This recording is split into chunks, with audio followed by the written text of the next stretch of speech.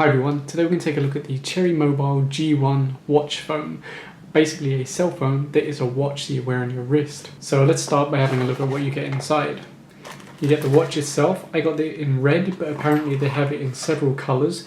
I wasn't actually offered a colour choice, so yeah, I ended up with red. Then we have the power charger. Now this is just a micro USB charger and it's 400 milliamps, so a pretty slow charger, but I guess the phone probably doesn't need that much power. And then you get the charge cable for the Bluetooth headset. Now this is a barrel jack that goes to USB, and this one is not actually a removable USB socket, so you would need a separate charger for this, but most people have a USB charger already, and this just plugs in there to charge the Bluetooth headset. You also get an instruction manual, but there's not actually much in here. It's more about warranty than how to use the watch. Now before I put the watch on my wrist, let me show you what's actually inside once you take off the back cover. Here's the battery. It's just 400 milliamp hour, and then under that you'll find where you can put 2 SIM cards. So I put a smart SIM card in here. Now this is Cherry Mobile, so you would think they would be pushing their Cherry prepaid SIM cards, right? But I asked the store and they didn't even have stock of their own brand SIM cards. So I had to go and buy a smart SIM card, and then you could put any other network here or vice versa. And then here's where your micro SD goes. You can see I put a 2 gig micro SD in there. So let's put the battery back in and then test out the phone. Now you have to make sure you put this back cover on properly, because one time during the testing I didn't have the cover on properly, and then every time I slid open the phone the whole thing would turn off. So it is a bit picky about having this back cover on perfectly. I guess because the back cover is pushing the battery in place. So that's a nice solid fit now. And then we just hold down this button on the side to turn it on. Okay, so it's turning on now. So next to the power button we have the volume buttons, and then we have the camera. Yes, this has a camera on it. Only a VGA camera, but you'll see that later. And then over here we have the charge port, which is micro USB, and then the microphone here. And on the front here we have the speaker. It's not a loudspeaker, you have to hold it to your ear. So I'll show you what this looks like on the wrist. Now my wrist is pretty small, so this phone's going to look even chunkier than it would on, say, another person. But it is fairly chunky anyway, so let's put this on. And there you go. Now I've got a phone on my wrist, and this just pushes up, and then you can see the time. Because I've removed the battery, everything's reset. And it is actually touchscreen as well, believe it or not. So if I press the phone there, I can dial in. It's not a great touchscreen, it's not capacitive touch, it's resistive. So you have to actually put physical pressure on the screen. So you can see I'm making a call now. Now of course the thing is, when you're trying to make phone calls on your wrist, there's no way to really hold this to your ear. It would be super awkward. So that's why they give you this Bluetooth headset, so that you can take calls through this. And you can just press this button. Once you're synced, you can just answer the phone or hang up the phone using this. Now the Bluetooth headset, I'll be honest, it's not great. It's pretty low quality. It sounds pretty bad. I don't know about the battery life, but I wouldn't expect a lot out of it. It works and it's okay, but it's really not the best. So what I'm going to do now is just take this off my wrist, because it'd be a lot easier to show you than sort of prodding slowly at this while it's on my wrist. It's really not that practical as a, as an actual phone on your wrist. So I imagine a lot of the time you'd actually be taking it off your wrist to use it. And if I was to keep this, I would probably actually just consider breaking off these straps and just carrying it around as a small phone in my pocket, like a nice small portable phone, instead of having it as a watch. So I'll zoom in on the screen so you can have a closer look at what I'm doing. You can see Smart Prepaid and then insert SIM on SIM 2, because of course I've only got one SIM card installed. Like I said, it is touchscreen, so you can touch around the screen. It's a little bit awkward, but it does kind of work. Sometimes you mispress, but it's, it's okay, it's not too bad. If you don't want to use a touchscreen, you can actually use this pad here.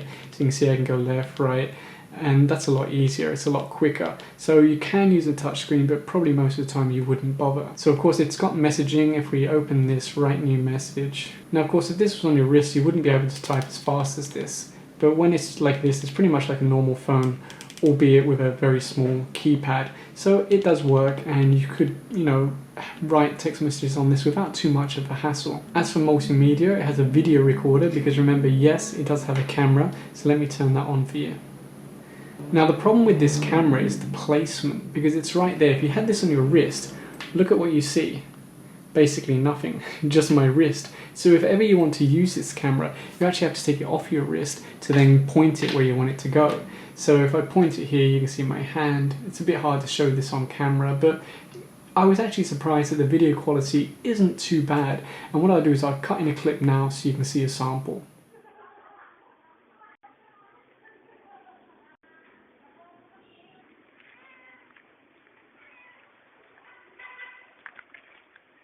We also have a video player, so this is Family Guy.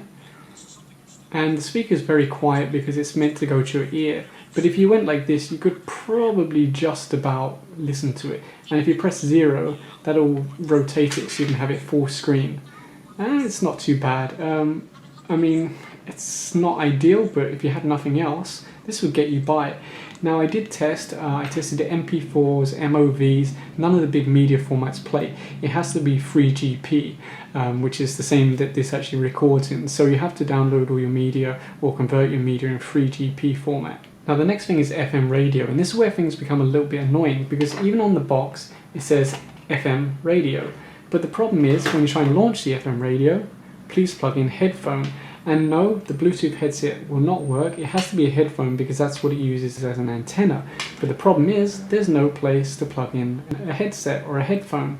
So you can't actually use the FM radio. So I don't know why they put on the box that this thing has an FM radio. And that's one of the things I was looking forward to. And you can't even use that feature. So that's really, really annoying. And Cherry Mobile need to update their advertising. Maybe I'm being stupid and I've missed something. But honestly, I cannot see any place where you can plug in a headphone to actually make use of the FM radio, so that kind of annoyed me. Now another thing with this is that once you've opened it, if the screen locks like it has now, I can't work out any way to actually get it into its unlocked state. I've tried pressing every button, every combination, and there just doesn't seem to be a way. So the only way I know to do it is to close it and then to open it again, and then it will unlock.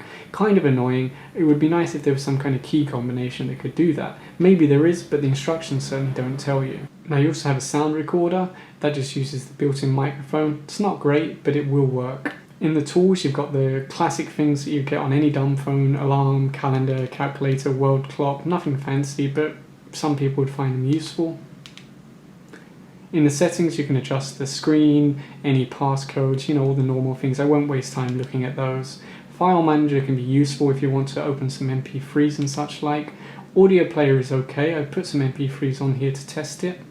Now the problem is that it doesn't find them automatically for some reason, and there doesn't seem to be an option to set what folder it should be located in. So what I have to do is go into File Manager, then go to where my MP3s are and then open them, and then the music app will find them okay. And again, this isn't a loudspeaker, so it's kind of hard to hear. Let me bring it closer. And this is copyright-free music. I got this from YouTube, so I don't have to worry about any copyright issues. And if you use the headset here, the Bluetooth headset, it will stream the music over the headset. Again, it doesn't sound great, but it works. And the same for when you're watching videos, you can use this headset. Now we have the camera, which is for taking just regular photos. You can see the resolution is 960 by 1280. But I found that the photos are actually lower quality than the video, which is really weird. But again, you have the issue that if this was on your wrist, all you're going to get is a picture of your wrist, so you have to take it off and then take a picture. And it's kind of awkward to get it pointing the right way, because it has to be upright like this, and then that's how you take the picture. You can't take it like this, it has to be upright. So it does work, but it's a little bit awkward, and I'll cut in some photos now that I took from the camera.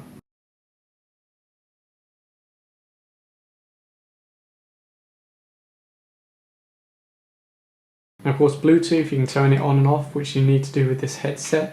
Whenever you're not using the Bluetooth, you might sort of turn it off just to save power. And it does have a browser built in, but it's very basic. Let me try and open Google. Now it's only WAP, so it's going to be super slow, but let's give it a chance to open. Okay, so I cut the video, but that took about 2.5 minutes to load the Google page, and we don't have even the logo. We just have the search box and then the links. So you're certainly not going to do anything very fast on this, but technically it has a browser and technically you could open some websites. Now as for games, it's only got 2 installed. I don't know if you can install any extras. I'm guessing probably not. Sokoban, I think, is the one where you push the boxes around. Yeah, so I had this on the my phone as well. So same game. And Tetris, which is actually kind of okay, surprisingly. The only thing is it's a little bit hard to see on this screen, like whether you've actually lined things up, but it's, you know, it's actually pretty good. Like, I could probably, if I was really bored and I had nothing else to do, I could probably like play this for, I don't know, maybe 30 minutes or so. So Tetris is actually pretty cool. And that pretty much sums up the phone, I think. It's kind of quirky, it's kind of gimmicky, the whole idea of having a phone on your wrist. Most of the time I think you'd be taking it off to actually use it, but technically it is a phone on your wrist and it is pretty portable. The FM radio thing kind of annoyed me a bit, but otherwise it pretty much does as well or as badly as I expected, depending on how you look at it. Now this thing is only 999 pesos, so it's pretty cheap, and remember that does include the Bluetooth headset. So, you know, you wouldn't expect too much, but you know, it does what it says. It's a dual SIM phone, it can send and receive text messages, it can make and receive phone calls. It's okay, it's really not that bad. Now if anyone wants this, basically the first person to put in the comments down below that they want it, they can have it. You have to be here in the Philippines because I'm going to send this via LBC, so you have to be willing to give me your address so that I can post this to you. But basically, yeah, the first person to comment that they want this and they're here in the Philippines, just put the comment. I will then message you over YouTube asking for your address, and I'll send this to you via LBC. Simple as that. So if you enjoyed this video, please give a thumbs up and subscribe. And if you have any questions, put them in the comment section down below. Thanks for watching.